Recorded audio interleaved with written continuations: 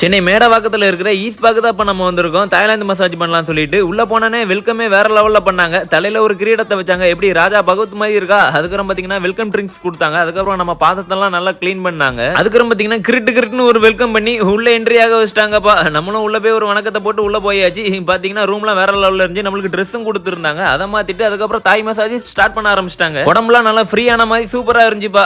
அதுக்கப்புறம் பார்த்தீங்கன்னா oil massage எல்லாம் பண்ண ஆரம்பிச்சிட்டாங்க.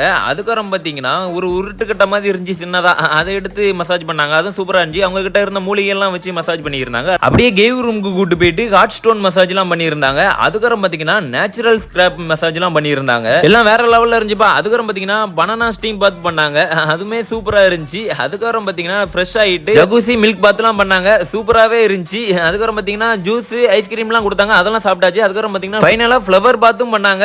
உண்மையிலே வேற லெவல்ல இருந்துச்சு. நீங்களும் என்ஜாய் பண்ணணும்னு நினைச்சீங்கன்னா சென்னை மேடப்பாக்கத்துல இருக்க ஈஸ்பாக்கு வந்துருங்க.